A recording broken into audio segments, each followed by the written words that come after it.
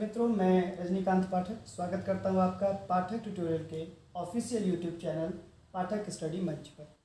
और आज हम जिस चीज़ के बारे में चर्चा करेंगे 11th कॉमर्स का अकाउंटेंसी का प्लेलिस्ट है ये। और आज हम जिस चीज़ के बारे में चर्चा करेंगे वो है जर्नल एंट्री। हिंदी में इसका नाम लिखता है रोजनामचा।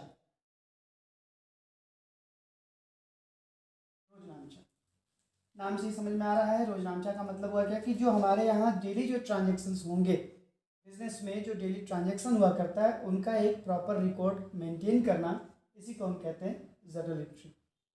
जहाँ तक अकाउंटेंसी की बात करें तो अकाउंटेंसी जो हुआ करता है वो है दो पार्ट को कंसिस्ट करता है। अकाउंटेंसी के दो पार्ट होते हैं। एक जो है वो बुक कीपिंग, एक जो है वो है बुक कीपिंग, और दूसरा जो पार्ट होता है वो होता है अकाउंटिंग। तो बुक कीपिंग का जो पहला पार्ट है वो है जर्नल। बुक कीपिंग का मतलब क्या हुआ कि आपकी जो बिजनेस के डेली ट्रांजैक्शंस जो होंगे उनको अच्छे से उस रिकॉर्ड को मेंटेन करना क्रोनोलॉजिकल ऑर्डर पे। क्रोनोलॉजिकल का मतलब होता है टाइम वेस्ट पे। टाइम वेस्ट मतलब होता है जैसे कि अगर हम जनवरी 1 को कुछ ट्रांजैक्शंस किए हुए तो उसका रिकॉर्ड होना चाहिए, फिर जनवरी 2 का, फिर 3 का, 4 का, 5 का, ऐसे चलता रहेगा। ऐसा नहीं है कि 10 तारीख अगर आ गया हो तो 10 के बाद जाकर के हम फिर 7 या 5 का हम एंट्री कर रहे हैं, ऐसी बात नहीं होनी चाहिए। सारे दिन का हम रिकॉर्ड एक मेंटेन करेंगे, उसे एक रफ बुक में रद्दी बही में उसे लिखेंगे और फिर एक बार उसे जर्नल में at the end of month, जैसे जब भी जर्नल हम बनाते हैं तो मंथ के एंड में बनाते हैं, तो डेली का जो ट्रांजेक्शन्स था उसका हम एक रिकॉर्ड मेंटेन कर लेते हैं, उसकी रिकॉर्डिंग कर लेते हैं, हम जर्नल में एंट्री करवा लेते हैं, यानी कि जर्नल में उसको हम लिखवा लेते हैं। तो जर्नल के लिखने का तरीका क्या होगा बुक कीपिंग में, आज हम उस चीज़ को समझने वाले हैं। और जो पिछले सेशन में मैंने बताया कि rules of debit and credit क्या होते हैं, कितने तरह के होते हैं, अगर आपने उस सेशन को मिस कर दिया है तो आप उसे डिस्क्रिप्शन में जाकर के लिंक में आप वहाँ पे देख सकते हैं। डिस्क्रिप्शन में लिंक दिया हुआ है, आप पहले उसे गो थ्रू कर लें। पिछले के 3 क्लासेस को आप जब देखेंगे तब जाकर के आपको ये समझ में आने वाला है। तो हम बात कर रहे थे अकाउंटेंसी के बारे में, तो इसमें बुक कीपिंग और बुक अकाउंटिंग दो चीज़ें होती हैं। तो उसमें से बुक कीपिंग का एक पार्ट जो जर्नल है, आज हम उस जर्नल के बारे में पढ़ेंगे कि कैसे बुक कीपिंग किया जाता है जर्नल्स में। बुक कीपिंग का मतलब क्या हुआ? बुक कीपिंग का मतलब है कि जितने भी ट्रांजेक्शन्स बिजनेस में होंगे उनका एक व्यवस्थित ढंग से सिस्टमेटिक तरीके से अपने पास एक रिकॉर्ड मेंटेन करना, उसकी एंट्रीज़ को और जर्नल्स में उसके एंट्रीज़ को और लेज़र में उसकी पोस्टिंग को बढ़िया से दिखाना, और बाकी का काम जो हुआ करता है वो फिर अकाउंटिंग में आ जाता है। तो बिना टाइम वेस्ट किए आइए समझते हैं जर्नल की एंट्री कैसी होती है। मैं फिर से आपको बता दूं, जर्नल्स में एंट्री हम डेली ट्रांजेक्शन्स को करते हैं। डेली के जितने भी ट्रांजेक्शन्स होते हैं पहले उसे रफ बुक में लिखा करते हैं, और रफ बुक से फिर उसे उठा करके और एक जर्नल में एक प्रॉपर फॉर्मेट में at the end of each month हम उसे रख दिया करते हैं। फॉर्मेट के बारे में हम बाद में देखेंगे, पहले हम एंट्री को समझ लेते हैं कि एंट्री में क्या करना है। और एंट्री से पहले आपको आइडेंटिफिकेशन और क्लासिफिकेशन को जानना है, जो कि प्रीवियस क्लासेस में बताई गई है, और साथ में rules of debit and credit को लेना पड़ेगा, उसको जाके समझना पड़ेगा। और जहाँ तक मैंने बता दिया कि जहाँ तक मैंने पिछले सेशन में बताया था कि हम डायमंड रूल को यहाँ पे ज़्यादा लेंगे, ज़्यादा समझेंगे डायमंड रूल को, गोल्डन रूल से हम कम काम करेंगे। तो जर्नल एंट्री बेसिकली क्या हुआ, जैसे क्या होता है हमारे पास एक क्वेश्चन है, स्टार्टेड बिजनेस विथ कैश, नकद से व्यापार प्रारंभ किया। अब सबसे पहला काम इसमें करना क्या होगा, मैं यहाँ लिख देता हूँ। सबसे पहला काम आप आइडेंटिफिकेशन का करेंगे। दूसरा काम जो हमें करना होगा यहाँ पे वो है क्लासिफिकेशन का, हम क्लासिफाई करेंगे। दूसरा काम है क्लासिफिकेशन का, हम उसे क्लासिफाई करेंगे, वर्गीकृत करेंगे, और अब फिर जाकर के हम उसमें फिर रूल्स को लगाएंगे। ये 3 काम हमें यहाँ पे साइमल्टेनियसली करने होंगे। पहला आइडेंटिफिकेशन का, हमें चेक करना होगा कि किस ट्रांजेक्शन में किन किन आइटम्स या फिर किन किन अकाउंट्स पे इफेक्ट पड़ा। दूसरी बात हम क्लासिफाई करेंगे हमारे, तो क्लासिफिकेशन की अगर हम बात करेंगे हमारे पास 5 डिफरेंट क्लासेस हैं। एसेट्स का, लाइबिलिटी का, कैपिटल का, इनकम गेन, एक्सपेंसेस लॉसेस का। प्रीवियस क्लासेस में आप जाएं, इनके बारे में आपको जानकारी मिलेगी। और साथ में जब आप प्रीवियस लेसन में जाएंगे तो वहाँ पे rules of debit and credit को देख लेना होगा। डायमंड रूल पे आप ज़्यादा फोकस करने वाले हैं। तो यहाँ मैंने बताया कि एक हमारे पास अगर क्वेश्चन दिया रहेगा स्टार्टेड बिजनेस विद कैश, तो सबसे पहले we need to do the identification of items. उस जो क्वेश्चन में जिन दो आइटम पे इफेक्ट पड़ा है, जिन दो अकाउंट्स पे इफेक्ट पड़ा है, हम सबसे पहले उसको आइडेंटिफाई करेंगे। तो यहाँ पर मैंने बताया था पिछले सेशन में कि जब कभी भी बिजनेस आप स्टार्ट करते हैं तो दो चीज़ों पे इफेक्ट पड़ेगा। एक जो है वो कैश अकाउंट और दूसरा जो है वो पड़ता है कैपिटल अकाउंट। कैपिटल अकाउंट पे इसलिए पड़ेगा क्योंकि हमने अपने खुद के बिजनेस में पैसे लगाए हैं और खुद के बिजनेस में जो हम पैसे लगाते हैं उसे हम कैपिटल अकाउंट से दिखाया करते हैं। तो पहला काम हमने कर लिया आइडेंटिफिकेशन का। दूसरा काम हमें क्लासिफाई करना पड़ेगा वो किस में फॉल कर रहा है। तो कैश जो होता है वो हमेशा एसेट्स होता है, ये मैंने पहले भी आपको बताया है। और कैपिटल, क्योंकि वो कैपिटल का अलग से ही यहाँ पे एक क्लास दिया हुआ है तो वो कैपिटल में फॉल करेगा। तो कैश एसेट्स हो गया और कैपिटल अकाउंट जो हो गया वो कैपिटल में आ गया। अब हमें यहाँ रूल को लगाना है और डायमंड रूल को लगाएंगे। डायमंड रूल के अकॉर्डिंग एसेट्स होता है वो डेबिट नेचर का होता है, जब बढ़ेगा डेबिट, घटेगा तो क्रेडिट। और कैपिटल जो होता है वो क्रेडिट नेचर का होता है, जब ये बढ़ेगा तो क्रेडिट और घटेगा तो डेबिट। अब बात ये हो रही है क्या कि यहाँ पे जब बिजनेस में स्टार्ट कर रहे हैं हम, तो बिजनेस में कैश बढ़ रहा है या फिर कैश घट रहा है। सिंपल सी बात है, जब बिजनेस स्टार्ट किया और हमने वहाँ पे जब कैपिटल लगाया तो बिजनेस के लिए, जो कि अभी जस्ट नया इस्टेब्लिश हुआ है, उसके लिए कैश बढ़ेगा। और जब कैश बढ़ेगा यानी एसेट्स बढ़ेगा और एसेट्स बढ़ेगा तो हम इसे कर लेंगे सीधा डेबिट, हम इसे कर लेंगे सीधा डेबिट। दूसरी बात कैपिटल, तो कैपिटल क्या हुआ, बिजनेस में जब आप कैपिटल को इंट्रोड्यूस करते हैं तो कैपिटल आपका बढ़ता है और कैपिटल जो कि क्रेडिट नेचर का है, जब वो बढ़ता है तो हम उसे करते हैं क्रेडिट। ये बात हो गई। फिर से समझेंगे कि कैश जो है वो एसेट्स में फॉल कर रहा है और एसेट्स का रूल है कि जब एसेट्स बढ़ेगा तो डेबिट, घटेगा तो क्रेडिट। और यहाँ पे बिजनेस में कैश बढ़ रहा है, उसके चलते ये डेबिट हो जाएगा। और कैपिटल, कैपिटल का नेचर होता है क्रेडिट, जब वो बढ़ेगा तो क्रेडिट और घटेगा तो डेबिट होता है। बिजनेस में जब कैपिटल इंट्रोड्यूस करवाएंगे यानी बिजनेस में जब कैपिटल हम लगाने वाले हैं तो दैट टाइम में मेरा कैपिटल बढ़ रहा होता है, इस कारण से ये क्रेडिट होगा। तो अब इसके लिखने का तरीका क्या होगा, हम इसे लिखेंगे कैसे। सिर्फ यहीं तक नहीं करना है क्योंकि हम जर्नल पढ़ रहे हैं और जर्नल की एक एंट्री होती है फॉर्मेट में, उसे हम बाद में रखेंगे। पहले ये समझ लें कि इस चीज़ को लिखेंगे कैसे। तो लिखने का तरीका ये होगा कि पहले कैश अकाउंट को उठाया और ऐसे थोड़ा सा यहाँ पे हम गैप लेकर के यहाँ लिख देते हैं डेबिट, और यहाँ से थोड़ा सा एक स्पेस लेकर के आगे बढ़ेंगे, लिखेंगे टू लिखने के बाद नीचे लिख देंगे कैपिटल अकाउंट। और यहाँ पे क्रेडिट वगैरह लिखने की रिक्वायरमेंट नहीं है, जैसा कि यहाँ हमने डेबिट लिख दिया हुआ है। तो क्रेडिट को आप नहीं लिखेंगे, कैश अकाउंट और थोड़ा सा गैप लेकर के आगे जाएंगे, करेंगे डेबिट। और जब कैपिटल अकाउंट को यानी क्रेडिट के आइटम को लिखना पड़ेगा, थोड़ा सा स्पेस लेंगे, स्पेस लेने के बाद पहले टू लगाना पड़ेगा और फिर लिखना होगा कैपिटल अकाउंट। टू जो है वो सिंबॉलिकली क्रेडिट को दिखा दे रहा है, लेकिन यहाँ पे डेबिट लिख करके हमने इसे यहाँ पे डेबिट बता दिया, लेकिन यहाँ पर टू क्रेडिट को शो कर रहा है। अब यहाँ पे एक और काम करना होता है, यहाँ पे एक और काम करना पड़ेगा कि ये किस बात के लिए है। तो आप लिखने वाले हैं बीइंग या फॉर, जो भी आप लिख सकें, बीइंग भी लगा सकते हैं और फॉर भी लगा सकते हैं। कई बुक में बीइंग लिखता है और कई बुक में फॉर लिखा करता है, तो कंफ्यूज ना हो, आप बीइंग भी लगाएं और फॉर भी लगा सकते हैं, दोनों में से कोई एक लगाना है। तो बीइंग के बाद जो क्वेश्चन है, क्वेश्चन क्या दिखा रहा था, क्वेश्चन दिखा रहा था बिजनेस स्टार्टेड विथ कैश। बस ये लिख करके और एक लाइनिंग यहाँ से यहाँ तक आपको कर देनी है। ये फॉर्मेट में करना होता है, लाइन देने पड़ते हैं, लेकिन नरेशन आपको तो लिखना पड़ता है। फिर से मैं बता दूं कि जब आप बिजनेस स्टार्ट कर रहे होते हैं तो दो चीज़ों पे इफेक्ट पड़ा, कैश पे और कैपिटल पे। कैश एसेट्स में फॉल करेगा, चेक करना है वो बढ़ रहा है कि घट रहा है। तो बिजनेस में जब कैपिटल लगाएंगे कैश बढ़ता है, बढ़ने के चलते वो डेबिट, और कैपिटल भी बढ़ता है तो बढ़ गया इसलिए क्रेडिट, क्योंकि कैपिटल क्रेडिट नेचर का होता है, बढ़ा है वो क्रेडिट। अब जब इसे लिखना होगा तो पहले कैश अकाउंट को लिखेंगे, मतलब डेबिट वाले आइटम को, और एक गैप दे करके वो डेबिट लिखेंगे। फिर दो स्पेस छोड़ करके हम यहाँ पे टू लिख करके फिर कैपिटल अकाउंट लिख देंगे। ये किस बात के लिए, उसके रेफरेंस के लिए हम लोग देखते हैं, यहाँ पे बीइंग और फोर लिख दिया करते हैं, इस पार्ट को हम नरेशन कहते हैं।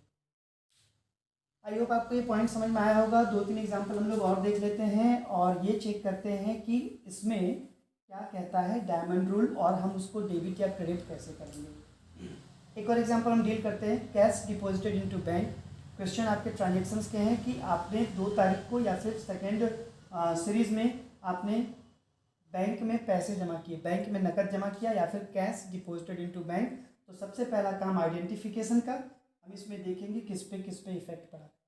तो आइडेंटिफिकेशन के क्लास में मैंने बताया था कि इसमें एक कैश पे इफेक्ट पड़ता है और एक बैंक पे इफेक्ट पड़ता है, क्योंकि आप कैश लेकर के जा रहे हैं, बैंक में जमा कर रहे हैं, और चूंकि बैंक अकाउंट आपका अपना ही है, वो भी एसेट्स है। वो एक डायलॉग है ना पुरानी सी दीवार वाली, आज मेरे पास बंगला है, गाड़ी है, बैंक बैलेंस है, तुम्हारे पास क्या है? तो आंसर मिला माँ, मेरे पास माँ है। उधर माँ को छोड़ के जितनी भी चीज़ें आ रही हैं वो सारे हमारे एसेट्स में आती है, फिर वो कैश हो, बैंक हो, या फिर गाड़ी हो, घोड़ा हो, सारे आपके एसेट्स में आता है। तो एसेट्स को जब हम यहाँ पे देखेंगे, कैश क्या है भाई, तो कैश मेरा एसेट्स है, और बैंक क्या है, तो बैंक भी एसेट्स है। ये दोनों हमारे एसेट्स होंगे। अब यहाँ पे क्लासिफिकेशन कर लिया, रूल लगाएंगे diamond rule. Diamond rule assets के बारे में क्या कहता है? तो डायमंड रूल कहता है कि नहीं, एसेट्स का नेचर डेबिट होता है, और जब वो बढ़ेगा डेबिट और घटेगा तो क्रेडिट।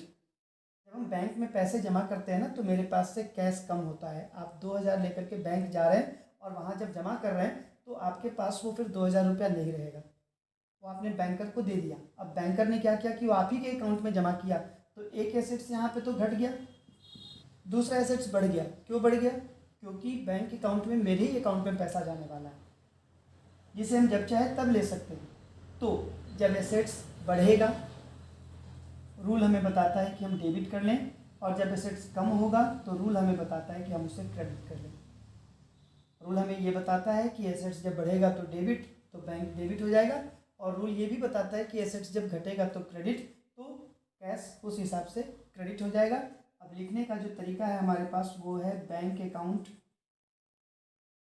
डेबिट टू, थोड़ा सा स्पेस देना पड़ता है, और यहाँ पे अब कैश नीचे आ जाएगा, कैश अकाउंट हम लिख देंगे, बैंक अकाउंट डेबिट और कैश अकाउंट। अब कई के मन में प्रश्न होगा कि अकाउंट बार बार क्यों लिख रहे हैं, तो आप ये लेजर में जाकर के कंफर्म हो जाएंगे अकाउंट लिखने की रिक्वायरमेंट क्यों पड़ती है।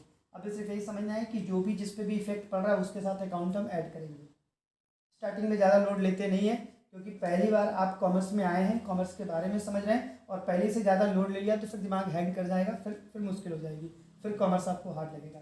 इसलिए पैटर्न जैसा बताया जा रहा है आप उसके अकॉर्डिंग फॉलो करेंगे, आपका जर्नल एंट्री हमेशा के लिए अच्छा हो जाएगा। तो यहाँ पे ये हो गया cash deposited into bank. Narration की अगर हम बात कर लेते हैं तो लिखेंगे हम बीइंग, या फोर भी आप लिख सकते हैं, being cash deposited into bank, being cash deposited into bank. अब उन बच्चों के लिए मैं बता दूं, और यहाँ से एक लाइनिंग लेनी होती है, वो हम लोग फॉर्मेट में समझ जाएंगे क्यों करना होता है ऐसा। तो उन बच्चों के लिए मैं बता दूं जिनकी की थोड़ी इंग्लिश कमज़ोर है, तो आप यहीं से उठा के लिख सकते हो, बीइंग लिख दिया और सीधे क्वेश्चन को उठा के लिख दें, ज़्यादा दिमाग उसमें नहीं लगाना होता है फिर, हालांकि आपको कमज़ोर कर देगा। आपको खुद से चाहिए होगा कि इसमें क्या इन्फॉर्मेशन है। इसमें इन्फॉर्मेशन है कि बैंक में पैसे जमा किए, कैश डिपॉजिटेड इनटू बैंक, तो बीइंग या फोर लिख करके आप ये लिख देते हैं। गुड्स परचेज्ड मतलब सामान खरीदा। यहाँ पे किस पे इफेक्ट पड़ा चैप्टर में, आप आइडेंटिफिकेशन वाले सेशन में आपने देखा है कि गुड्स परचेज्ड में एक परचेज अकाउंट पे इफेक्ट पड़ता है, क्योंकि हमने सामान खरीदा है। दूसरी बात, यहाँ पे कैश पे इफेक्ट पड़ेगा। अब कैश पे इफेक्ट क्यों पड़ेगा? क्योंकि आपने सामान उधार नहीं खरीदा है, सामान आपने पैसे में खरीदा है। अब परचेज है मतलब क्या? तो परचेज क्लासिफिकेशन के चैप्टर में मैंने देखा था कि परचेज जो होता है वो एक्सपेंस होता है, तो आप इसे एक्सपेंस माने। क्लासिफिकेशन में परचेज क्या होगा? आप परचेज कर रहे हैं मतलब आप समथिंग इन रिटर्न कर रहे हैं। समथिंग इन रिटर्न का मतलब आप पैसे देते हैं और उसके बदले आपको सामान वो देता है, तो ये काम एक्सपेंसेस में हुआ करता है। तो जब हम परचेज लिखेंगे तो परचेज अकाउंट एक्सपेंस होता है, और कैश की बात कर ले तो फिर से ये एसेट्स ही होगा। आप जस्टिफाई करें कि कैश मेरा बढ़ा या मेरा घटा कैश, ऑब्वियस है कि जब हम परचेज करते हैं तो कैश मेरा घट जाता है, एक्सपेंस एक मेरा बढ़ जाता है। क्यों बढ़ेगा? हमने जब परचेज किया, पहले से पैसे मेरे पास थे, परचेज किया तो हमने कहा कि नहीं हमने ये सामान खरीदा, तो अचानक से वो बढ़ जाता है ना। आपके पास जैसे कि आपके पास बुक नहीं है, तो बुक नहीं आप जाकर के जब करते हैं किसी शॉप पे, तो शॉप पे खरीदने के बाद क्या होता है कि आपके पास एक बुक बढ़ जाता है और हम उसको लिख देते हैं कहीं पे, अगर रिकॉर्ड मेंटेन करना है तो हम लिख देते हैं बुक 500। इसका मतलब कि बुक के नाम से एक खर्चा आपका बढ़ जा रहा है। तो जब भी सामान परचेज करेंगे एक्सपेंस मेरा बढ़ेगा। अब एसेट्स जो होता है वो डेबिट नेचर का है, जब बढ़ेगा डेबिट और घटेगा तो क्रेडिट। और परचेज जो है वो डेबिट नेचर का है, वो जब बढ़ेगा तो डेबिट ही होता है। अब कायदे से उसे उठा करके यहाँ पे हम प्लेस कर देते हैं परचेजेज अकाउंट डेबिट, थोड़ा सा जगह छोड़ करके यहाँ पे आगे बढ़ेंगे और लिखेंगे कैश अकाउंट। और जब नरेशन देना हो तो बीइंग गुड्स परचेज या गुड्स बॉट, सामान को खरीदा, ऐसे करके हम आसानी से लिख सकते हैं। मेरा एग्जांपल है गुड्स बॉट फ्रॉम हरी, यानी हरी से सामान खरीदा, यानी हरी से सामान खरीदा। यहाँ पे कहीं भी कैश नहीं है और बंदे का नाम दे दिया। मैंने बताया था कि कैश अगर ना हो और बंदे का नाम दिया हो तो हम ये मानते हैं कि वो उधार है और हम उसके नाम को रखेंगे हरीज अकाउंट। फिर यहाँ पे देखते हैं हरीज अकाउंट के बाद दूसरा क्या हुआ, हमने सामान खरीदा है तो परचेज अकाउंट पे इफेक्ट पड़ेगा। अब हरी क्या है वो चेक करते हैं। परचेज तो एक्सपेंस अभी जस्ट बताया मैंने कि परचेज जो होगा वो एक्सपेंस होगा और एक्सपेंस बढ़ रहा है, इस कारण से वो डेबिट हो जाएगा। ये भी चलो एक बार लिख लिया, कोई दिक्कत नहीं है। लेकिन हरी क्या है? तो हरी हमने पिछले क्लास में बताया कि कोई डेटर होता है, कोई क्रेडिटर होता है। डेटर्स वो होते हैं जो हमें पैसा देंगे इन फ्यूचर, और क्रेडिटर्स वो होते हैं जो हमसे पैसा लेंगे इन फ्यूचर। हरी भी क्रेडिटर है, हरी भी क्रेडिटर है और क्रेडिटर जो होता है वो लाइबिलिटी है। ध्यान रखना है कि क्रेडिटर हमेशा लाइबिलिटी होगा, जो आपसे पैसे बाद में लेगा वो मेरी लाइबिलिटी है। और यहाँ पे एक लाइबिलिटी बढ़ जा रहा है, चूँकि हमने उधार खरीदा हुआ है, एक लाइबिलिटी इंक्रीज कर रहा है, वो बढ़ जा रहा है, इस कारण से लाइबिलिटी क्रेडिट हो जाएगा। मतलब हरी क्रेडिट होगा और परचेज फिर से डेबिट होगा। पिछले एग्जाम्पल में जैसे मैंने देखा वहाँ भी मैंने परचेज लिखा था और उसे डेबिट किया था, और यहाँ भी परचेज लिखा जा रहा है, डेबिट किया जा रहा है। इसका मतलब ये मानना है कि परचेज हमेशा डेबिट ही होगा। इसका मतलब ये मानना है कि परचेज हमेशा डेबिट ही होगा। सेल्स हमेशा क्रेडिट होता है, परचेज हमेशा डेबिट होता है, ऐसा करके वो दिमाग में आप जब बना लेते हैं तो इजीली वो याद हो जाता है। अब यहाँ लिख दिया कि बीइंग, और वहीं से आप उतार सकते हैं, प्रॉब्लम नहीं है, गुड्स बॉट फ्रॉम हरी। तो ये हो गया, एक यहाँ पे लाइनिंग कर दी, ये समझ में आ रहा है। तो जहाँ तक आप एग्जाम्पल को समझ पा रहे होंगे कि किस प्रकार से हम एंट्री कर रहे हैं। सबसे पहले आइडेंटिफिकेशन, फिर क्लासिफिकेशन, क्लासिफिकेशन में जस्टिफाई करेंगे कौन किस में जा रहा है, और उसके बाद फिर उसके रूल को हम लोग लगा देंगे। और एंट्री, जब रूल समझ में आ जाएगा, और कीप इन माइंड कि ये हमेशा, ये जो आप देख रहे हैं इतना काम ये माइंड में करना है, यानी कि आपको सामने कहीं पे नहीं करना है, वो दिमाग में होगा, रफ करना होगा। आप जब क्वेश्चंस को सॉल्व करने बैठेंगे तो ये दिमाग में पिक्चर बन जाएगा कि हाँ वो किस में जा रहा है, क्या जा रहा है। जितनी ज़्यादा आप प्रैक्टिस करेंगे उतना ज़्यादा आपकी क्लियरिटी आएगी, खासकर जर्नल्स में या फिर किसी भी चीज़ में भी। ऐसे भी कहा कि मैक्सिमम प्रैक्टिस करने से आपको वो ज़्यादा क्लियर हो जाता है। तो आपको अगर ये समझ में नहीं आ रहा, आप वीडियो को रिकैप कर ले, वीडियो को पीछे पॉज कर ले, उसको लिख ले और बैक करके वो बार बार उस वीडियो को देखें, समझने की कोशिश करें। बहुत ही आसान है। डायमंड रूल, खासकर गोल्डन रूल में बाद में जाकर के चक्कर आ जाता है, लेकिन क्या है कि इसमें आपको डायमंड रूल जब याद होगा, डायमंड रूल जब अच्छी पकड़ हो जाएगी, तो फिर इन फ्यूचर, जैसे 12th हो गया, अब 12th में क्या होता है, अच्छा कई बार क्या होता है स्टूडेंट यहाँ रट जाते हैं, 11th में जर्नल्स को वो रटते हैं। रटना नहीं है, समझना है बारीकी से और उसको फिर बनाना है। आप जैसे आगे जब जाएंगे 12th के क्लास में जाएंगे तो वहाँ पे जर्नल्स आपको मुश्किल हो जाएगी करना। जर्नल खासकर पार्टनरशिप वगैरह में जर्नल्स वहाँ पे प्रॉब्लम क्रिएट करता है। इसके अलावा डिवेंचर्स चैप्टर वगैरह में वहाँ भी डिवेंचर के चैप्टर में भी दिक्कत करता है। जब ग्रेजुएशन में आते हैं तब भी आपको प्रॉब्लम क्रिएट करेगा, इसलिए जर्नल को समझना बहुत ही ज़रूरी है। आप इसे बार बार करें और उसको फिर जितना मैक्सिमम क्वेश्चन आप बना सकते हो उसको बनाइए। इस सेशन में इतना ही, मिलते हैं अगले सेशन में, तब तक के लिए नमस्कार, धन्यवाद।